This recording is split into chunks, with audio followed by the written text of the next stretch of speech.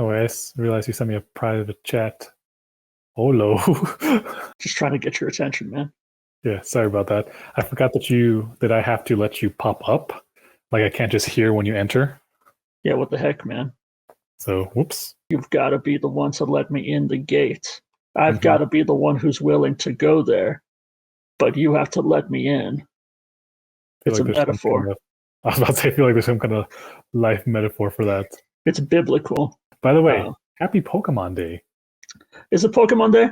It is Pokemon Day. That's why I'm wearing my hat. Nice. I should get Pikachu back here. You should get Pikachu back there. Hold up 1 second. I'm going to get Pikachu. Just 1 second. Just one. That was last time we ever saw Joe. Always so precarious.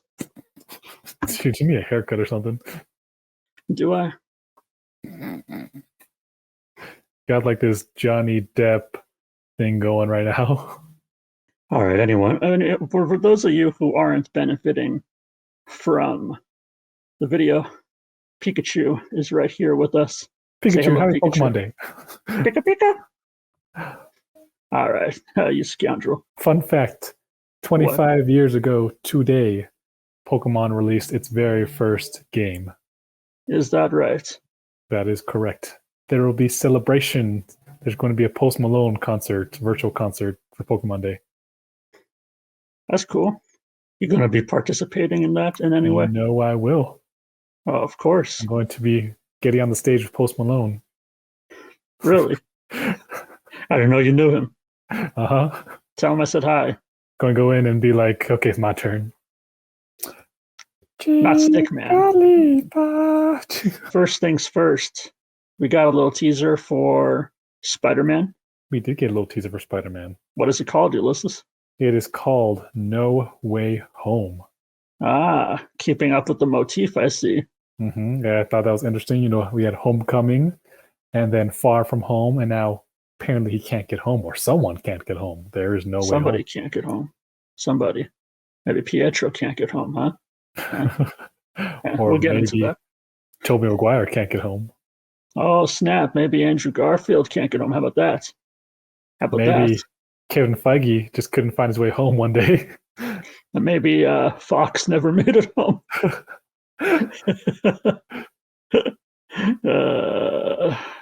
Poor Fox. I do like the little board at the end with all the little the brainstorming, quote unquote, session that they did and all the little notes. What was it? Did you take a look, like pause it at all and look at the notes or anything? I actually have it pulled up right now. Oh, yeah? I like the one that's Home Alone, and they're like copyright strike or whatever. Yeah. Home run with the little baseball in the O. Close to home, hits way too close to home. That's another one. It's another one. I think work from home also was another one.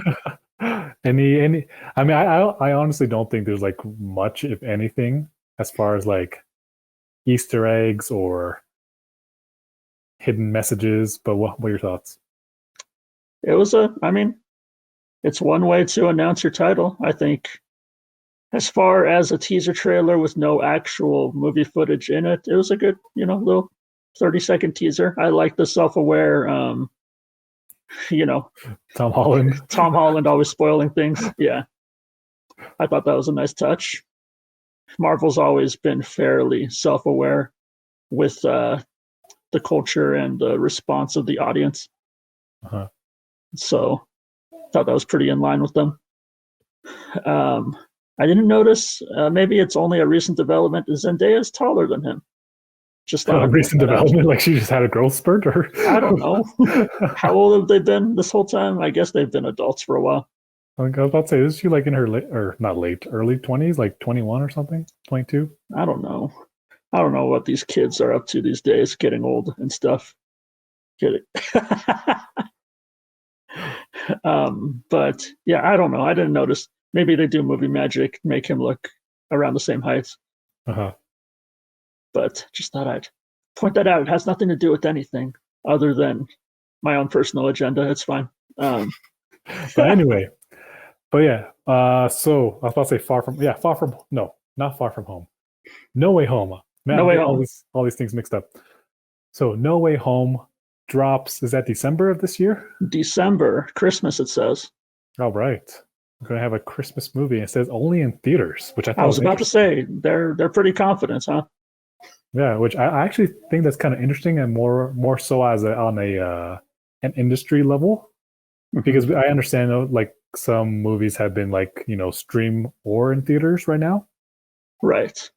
but I don't know. I'm just like, even if like the whole COVID stuff restrictions like goes away tomorrow, I don't know. I almost feel like having the option to stream or go to theaters is actually beneficial to um to the for the movie itself, because it gives people that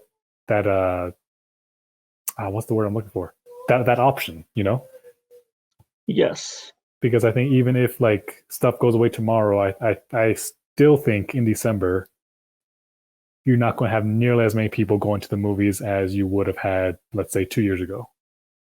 That is true. That is very, very true. So yeah, it is an interesting move. I think it might be partly that they're feeling gutsy, optimistic, you could say, about the future, Mm-hmm. unless Disney knows something we don't. Well, it's more Sony than Disney. Would they be the ones making that call I specifically, feel do you like think? Sony, because they're doing a partnership with Disney or Right. Marvel, Disney Marvel. And so I'm pretty sure Sony has more say over like release day. I mean, that's what happened with Far From Home.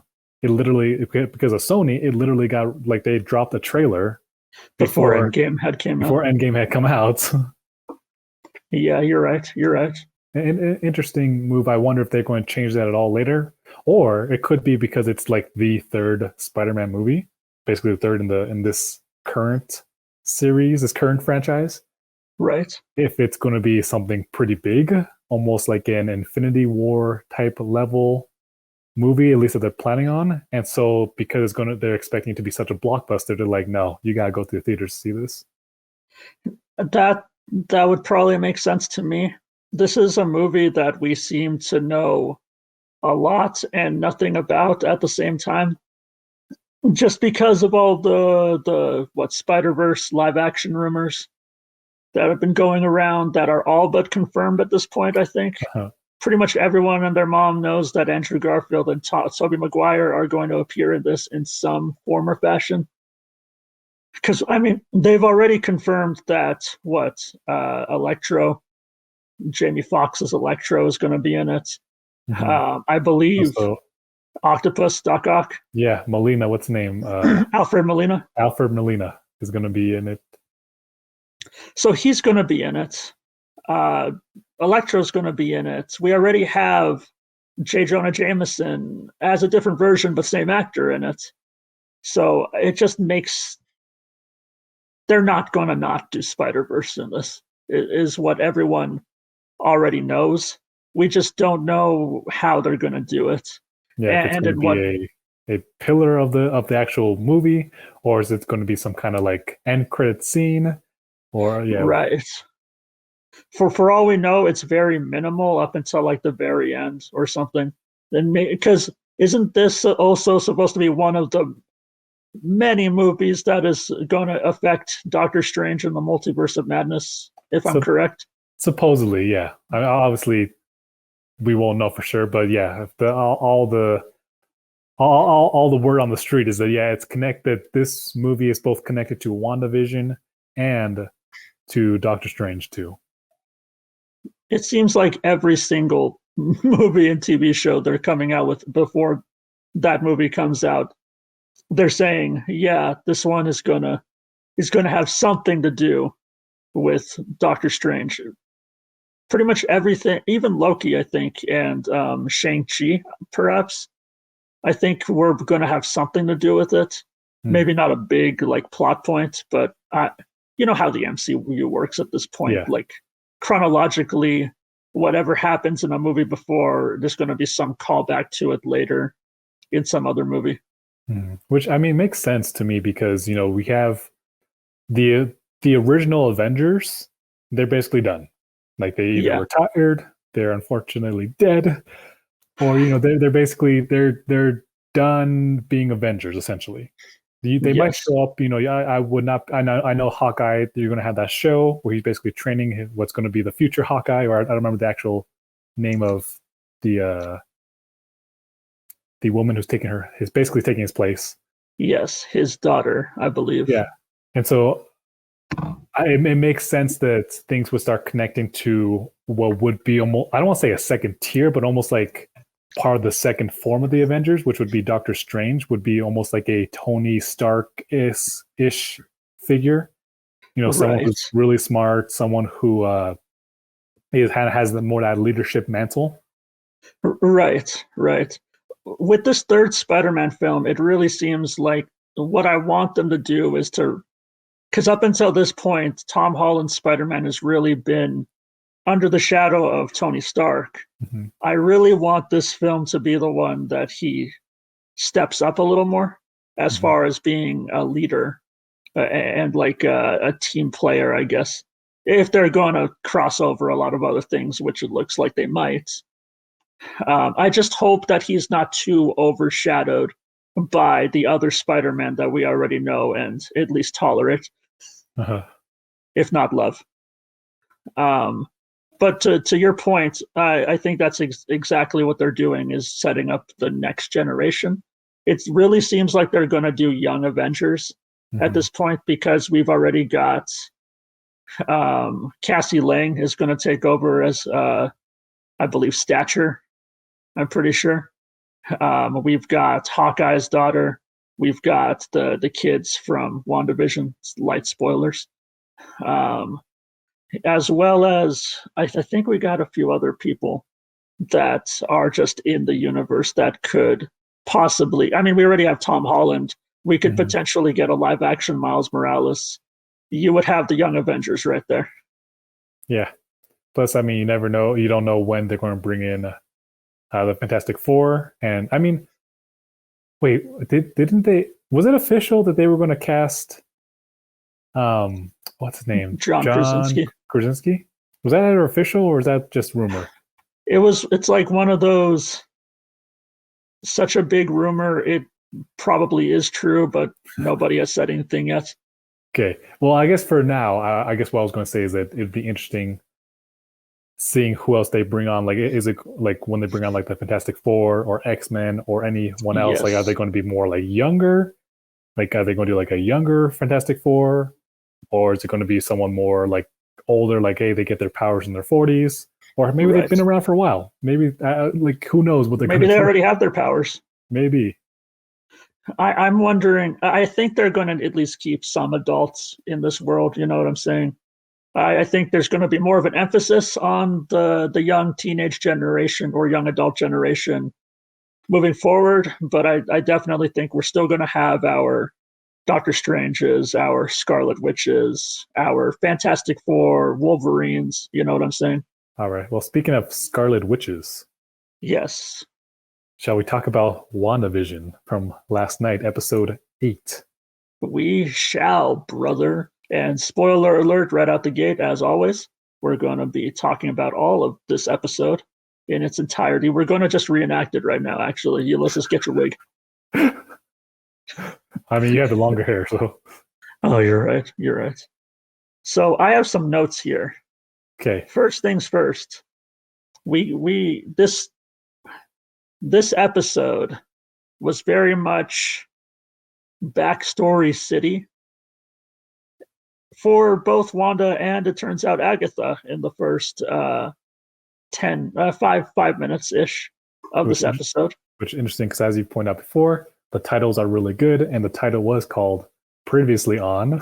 Yes, I was going to bring that up as well. Very clever, very cheeky. I see you guys, WandaVision writers. You do a good job. I love you. Anywho, Salem, how do you feel about that scene? It was interesting. It provided a little bit of backstory for Agnes. I don't think it provided a lot. Yeah. Okay, here's my question. Here's my question. Okay. Because it seems like, uh, okay, so again, spoiler alert. So obviously they're trying. So they have the witches trial. So literally, witches are putting her on trial. Yeah, a witch trial, like a literal Yeah, witch trial. which I thought was clever because at first I was like, oh, okay, she's a witch. It looks like she's going to be burned at the stake by some pilgrims or whoever. Whoever, Uh-huh. Puritans. And then it's like, oh wait, these are actual witches. So I thought that was interesting. What I thought was also interesting was, okay, so they tried to blow her up, burn her. I'm not quite sure. Do They something tried to to her. magic her to death. Uh huh. But what I thought was interesting was they all have blue magic coming out of them. Mm-hmm. And then when she does her thing, or I'm not even 100% sure if like it was all her, because it seems like she's like taking a punch, like she's actually in pain. And then all of a sudden, some purple magic starts coming out of her, and she like sucks all the other witches dry, basically pulling like Yeah, a mummy thing from the 90s. which is a weird sentence, but it entirely describes exactly what happened. Uh-huh. I wrote down here, um, in parentheses, draining magic, question mark. Uh-huh. Because here's how I feel about it. I thought it was a perfectly cool part of the MCU we haven't seen before. It was an interesting enough taste into her backstory. It did feel a little out of place in this episode, outside of the whole theme of backstories in Mm-hmm. general.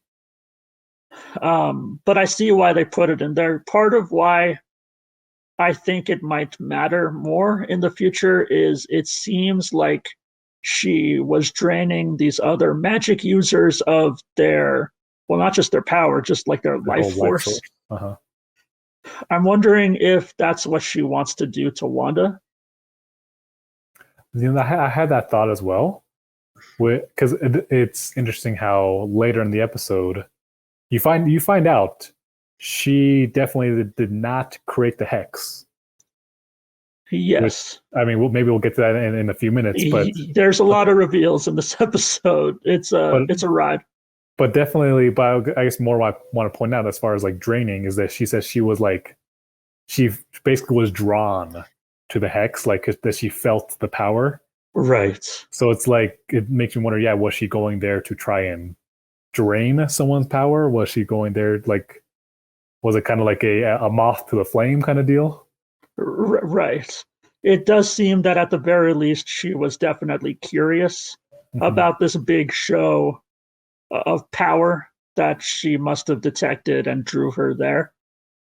I saw some people, I heard some people saying that it's kind of convenient that, like, what are the odds that Vision and Wanda were trying to settle down in this town where it happens to be a witch nearby? But I took it as like it doesn't matter where she was. If this big of a magic thing happened, she would have been drawn to it. Uh-huh. So that's Yeah. just kind of how I took it. And then she set up shop there. Mm-hmm. So real quick, something also that I heard someone point out that I hadn't even considered was that so when she does her magic, it's purple, right? Right. And from Doctor Strange, we see that when people use magic that is drawn from the dark dimension, that it's purple. And Right. that totally makes that kind of also adds a little bit to okay, maybe like for the beginning scene, like when they're talking about, hey, you use magic above your station. Yes. They said she was using like spooky dark magic, basically, like the Uh-huh. forbidden curses in Harry Potter, it seems. Uh-huh. Which also would explain why she's still alive, because we also know from Doctor Strange that the ancient one was able to live for a very long time because she Right. drew power from, at least to stay alive, she drew power from the dark dimension. I forgot about that. You're right. You're right. I do think that there might be something to do with the dark dimension. As far as how her powers work, she's probably drawing from Dormammu or somebody like Mhm. that. There, I take it as the dark dimension is like it's not just Dormammu City. It's probably like It's probably all sorts of crap in there. Is Uh-huh. how I'm seeing it. There's probably Mephisto, who was the guy I forgot the name of a couple episodes ago, who people are thinking is going to be like the big bad guy eventually, Uh-huh. like after Thanos. And I could see him being from the dark dimension in this iteration of the MCU. If he wasn't already, I'd have to do more research on that. But he seems dark dimension-y, and I wouldn't be surprised if he had something to do with Agatha, at least, if not part of this particular story. For sure. We got a lot of flashbacks. We did get a lot of flashbacks, starting with to when she was a little kid. That whole Yes. Tony Stark was going to kill us. Man. Hearing about it like as a passing mention in Age of Ultron was so much different than actually seeing it in this episode. I knew it was going to happen. I knew they were going to go there. I could tell from the moment that they started the flashback that, oh, this is going to be when her parents die. Uh-huh. It still caught me off guard when she's just watching and it's all peaceful and then boom. Kind of jump scared me a little bit, but it was also just so heartbreaking, as are a lot of things in this episode. Uh-huh. And I mean, yeah, that's a very it's a scene. It's definitely a scene. Definitely can get you you feeling stuff. But something that I thought was very, very interesting about that scene is that Agnes points out, or at least says, like, oh, like you're the reason why the bomb never went off. Right. So while it's not like I would not necessarily say it's like 100%. Well, it probably is 100% confirmed with that. But it seems that Wanda already had powers before touching or being exposed to an Infinity Stone. Do you consider that a like retcon? I'm not sure what retcon means. It means when a series goes back and it's retroactive continuity. So they go back and say, oh, this was actually how it was the whole time, even when they didn't actually say that out of the gate. You know, I mean, I guess so. But here's the thing, it kind of works. That's what I was about to say. I think it is, technically speaking, but I don't think it's a bad one. Uh-huh. It's not like I'm struggling, like the many things that Lost did throughout the course of the show, especially in the last season. Yeah, it's not like what unfortunately lots of shows do, where it's like, oh, this was the whole way, this was what it was the whole time, even though if you actually look back, it makes no sense. Yeah. See, this one does make sense because the only explanation they gave was that, oh, they were exposed, they were experimented on, and that's how they got their powers. But they never went further in depth into that. They never even showed or described what the experiments were. Right.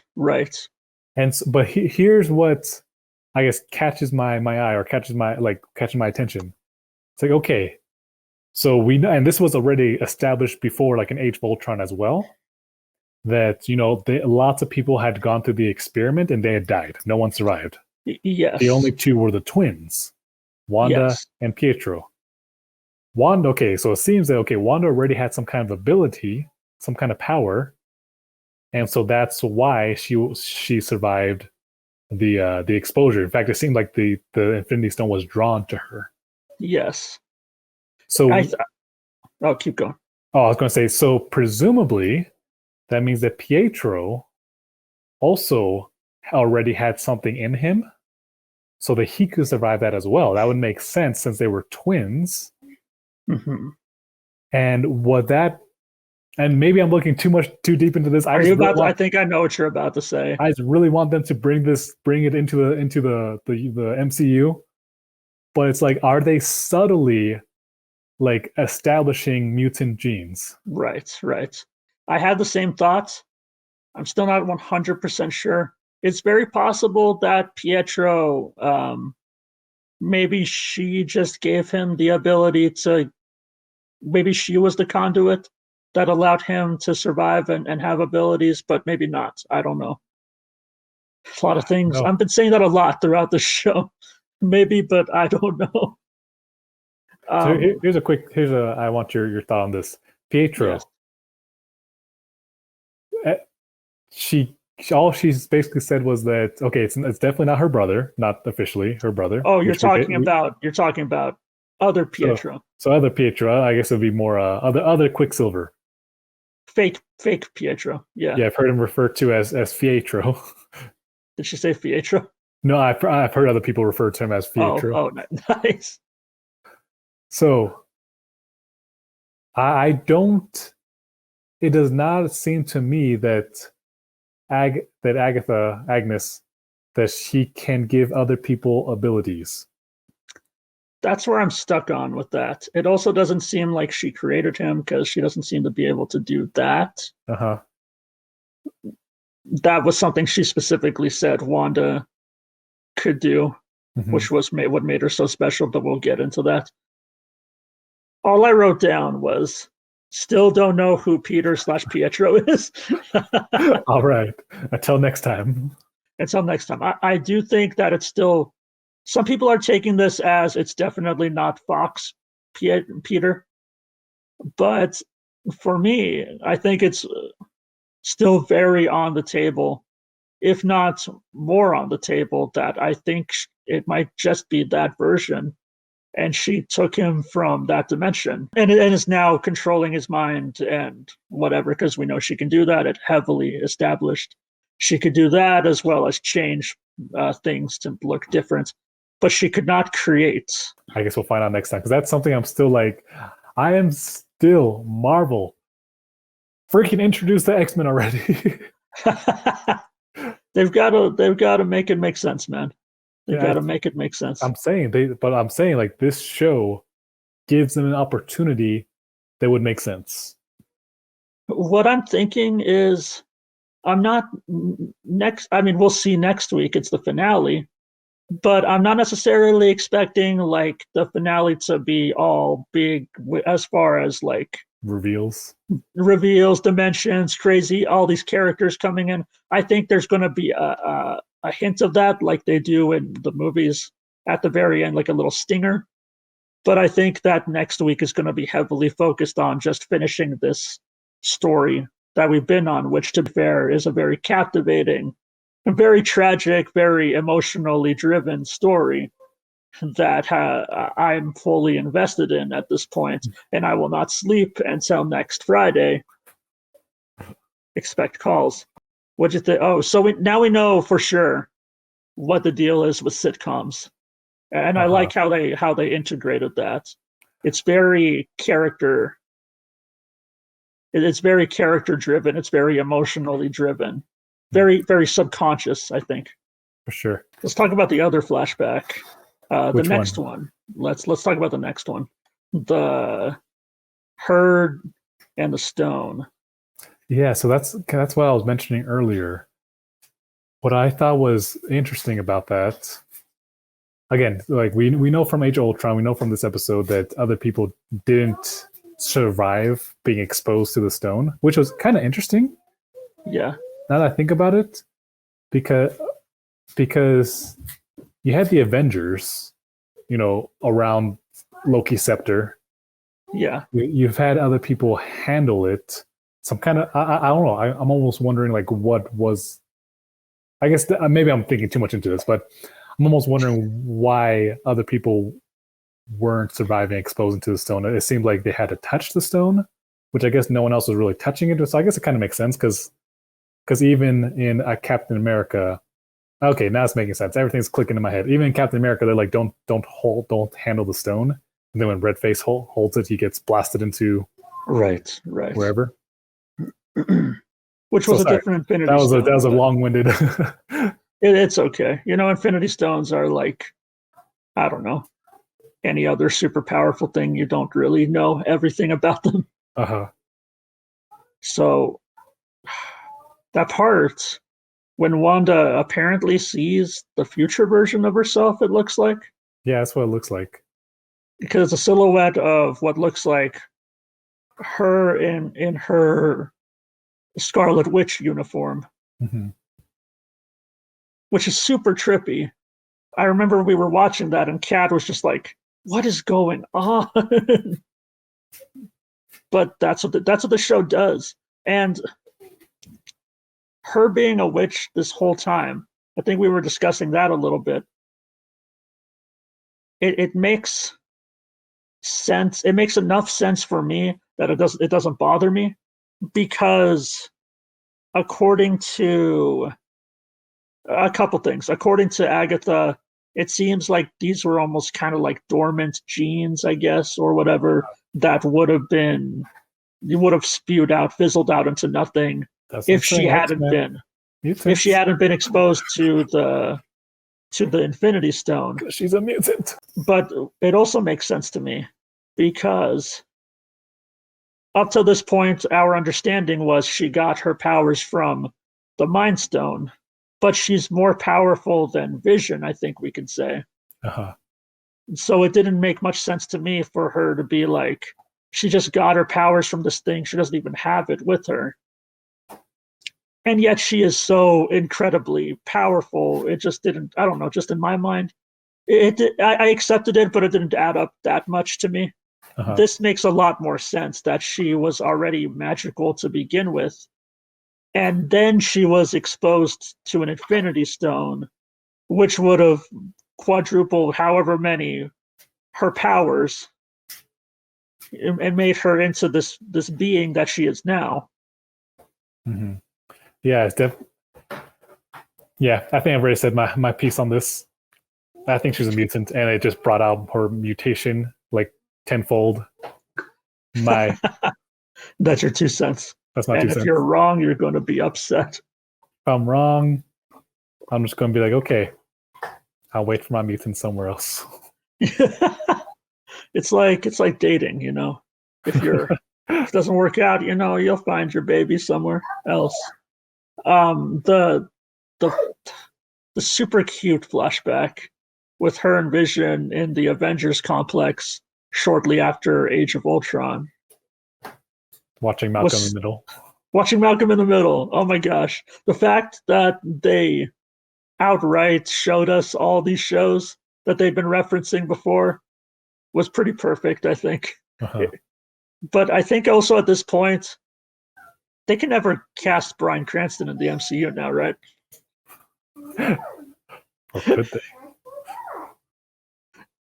But anyway, the Vision, her interaction with him was so wholesome, so cute, and I love that line he said. I forgot exactly what it was, but oh, the one about grief. yes, How? Yeah, I don't remember exactly how he phrased it, but basically how grief is just love persisting, persevering. or Is what he persevering. said. Yeah, that hit me right on the old ticker right there. It did. I'm sure it impacted you as well. But I liked it. It was good. It was good. Just good writing. Good writing on this show. Congratulations once again, writers of the show. I tip my metaphorical hat to you. But it also set up even better. I feel like this episode in particular, really did such a good job of filling in the blanks with Wanda's character, her backstory, and why we should care about her at all. Mm-hmm. Because up until this point in the MCU, she was an interesting character, but she was more. We didn't get a lot of her. We didn't get a lot of actually seeing what she had been through, or her backstory, or anything, or even really much as in the way of like just big moments with her. We had like her doing cool stuff, but we'd never gotten this. Yeah, no. Yeah. This like actually deep into her character, into what she's feeling, what she's been through, what makes her her. My headphones fell out, so I didn't hear the last thing you said, but I'm sure it was great. Okay, that's why there's post. This is Future Joe editing this video. It was great. I mean, that's pretty much my 2 cents with the emotional resonance of this episode in general. Mm-hmm. I feel like this episode didn't do.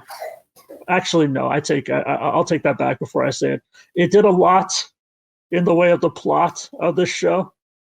There are some big reveals that are made, but I think it did even more with Wanda as a character, as well as Vision as a character. I like the part where he laughs at Malcolm in the middle, and he's like, "Oh, sorry," and then she's like, "No, it was funny." You know, it is also interesting how, and I mean, this is nothing new, but just as a side note, it is interesting how Wanda, her powers were at least, if not given to her, at least were enhanced through the Mind Stone, and then Vision basically was created with the Mind Stone. Yes, like it is interesting how those two characters were drawn together. Yeah. So the final flashback. Yes. Which was the biggest bomb, including the bomb that was literally dropped in the first flashback. Where to begin with this one? First off, Hayward is a lying SOB, and I hate him. Did you get the sense that he was trying to get her to revive Vision?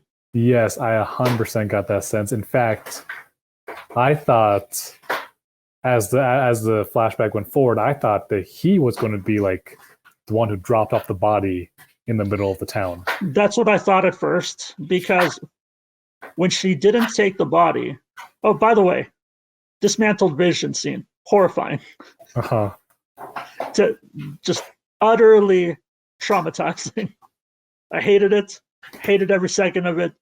I don't want to ever watch that again as long as I live. Poor Wanda, having to go through what she went through in Infinity War, as well as the stuff in her childhood already, and Pietro and everything. Then having to see the love of her life dismantled and being dismantled right in front of her. Then going up to him, realizing he's just not there, and just having to give up and leaving, piecing out, only to go to the spot that apparently tore my heart out, by the way. Apparently, he or both of them were planning, they had bought a lot in Westview, where they were planning to settle into and live out their lives as a happy couple in the suburbs for the rest of their days, but they can't because he's dead. And Wanda just has to deal with that. And there's this empty lot where their life should have been. I cried, man. I won't lie. I cried. That crap got to me. And it got to Wanda too, obviously. Because that was when it happened. That's when the Hex was formed.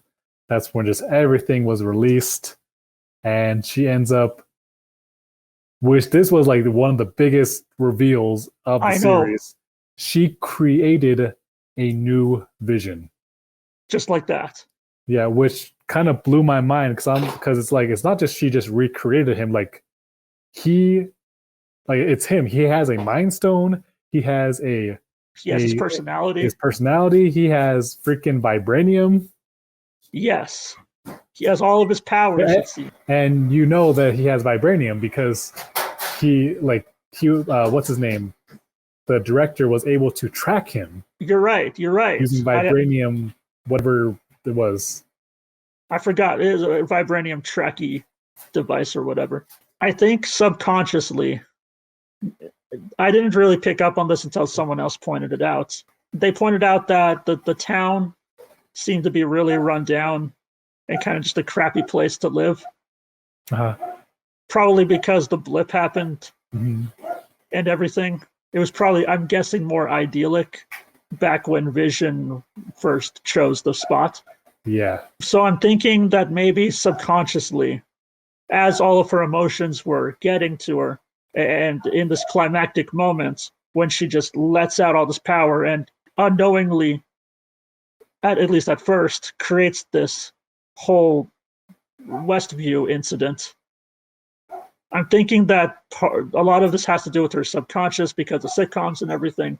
I think at least part of her subconsciously thought, I'm doing this town a favor by making it more, better for everybody.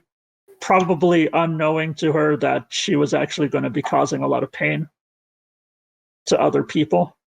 This episode definitely solidified that Wanda is less of the villain of the story and more just a tragedy, I guess. Just a tragic anti-hero at best, I think. Yeah. And also, it is already set up from Age of Ultron that when she gets emotional, when she gets very emotional, like when she lost Pietro, she can't control her powers. Yes. Because there's that one moment when she feels Pietro die, and she just like falls to her knees and then like just starts destroying a bunch of things, like seemingly unintentionally. Yes.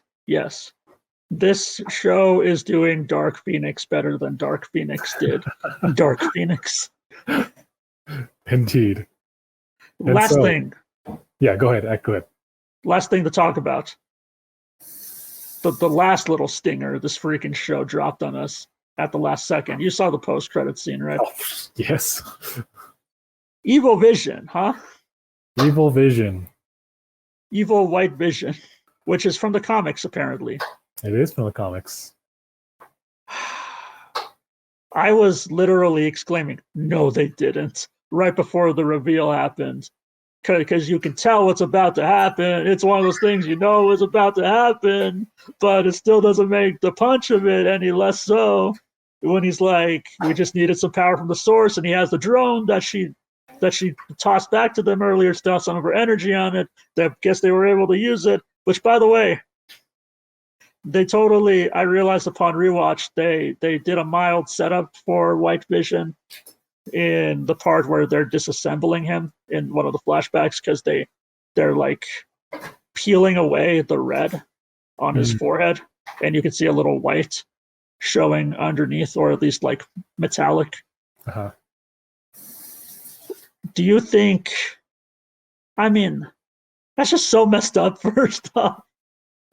So messed up on so many levels. And part of, like, we've seen the evil version of the old hero comes. We've seen that trope before. But the reason why this is so effective to me is because I'm so emotionally invested in this. And I hate Hayward, by the way. And I love Vision. And they did my boy dirty like this. And now it looks like Vision is about to fight other Vision. That is totally what it's looking like it's going to set up. My guess is that there's going to be a little showdown in the beginning between Wanda and Agnes. Maybe, what's her name? Rambo and Pietro, whether he's good or bad at this point, there might be involved as well. Yeah, we didn't see them at all. Yeah, we didn't see them at all, so we don't know what's going on there. But I'm guessing there's going to be some kind of showdown with them where she probably gets overpowered. My guess. Yes. Or, well, my guess is that she gets overpowered and then she has to like run off. And or you have White Vision come in, and then there's this huge showdown between all of them. Because we know in the comics that Agnes, she's almost like she's kind of an anti-hero. Like she's not necessarily a villain, at least not all the time. Yeah. And so it could be that, hey, everyone needs to team up against White Vision, who has all the power, seemingly is going to have all powers as Vision, but no conscious. Yes. Which is the scariest freaking thought in the whole wide world. Because it has very much been established that Vision is one of the most powerful characters in the MCU. Yes, indeed. So it looks like I was going to say, as a side note, had he not been injured in Infinity War, he probably would have been able to take Thanos, at least put up a good fight. That's what I was talking about with Zayden yesterday. He was thinking, could he take Thanos? I was like, depends on if he has most of the Infinity Stones, but probably at least put up a fight if he hadn't been injured. Oh my gosh. There's going to be that Marvel what if? Yes. I really hope they do some kind of form, like what if Vision and Wanda had gone up against Thanos? That would be dope, man. A fully at full strength capacity Vision and Wanda, I think, would have been able to take out Thanos. That'd be sick as frick, bro. And then at the end of that episode, they go and move into their new home. Stop it, man. Stop it. Anyway, I'm so hyped for next episode, dude, because everything's converged, man. Last week was everyone getting to the places they needed to go. This week is catching us up with all the crap, all the bombs that we needed to be dropped on us and Wanda. And next week is when it all comes together, baby. It's looking like that. It's looking like we're going to get, I don't know. They really paired them up, didn't they? It looks like freaking Monica versus Pietro, Vision versus Evil Vision, Wanda versus Agatha. It's just going to be an all-out slugfest, magic, vibranium, speedy people, chaos magic. Oh, they dropped her name, Scarlet Witch. That's a big thing. Uh-huh. She said the thing. That's cool. She said the thing, which it's cool. I'm like, at the end, even Bethany, my wife, was like, okay, we already knew that. We already knew that was her name. But I guess it's more of a, like, why did it end on that? But I guess it was more of a bigger, like, we're like, hey, she's officially Scarlet Witch in the MCU.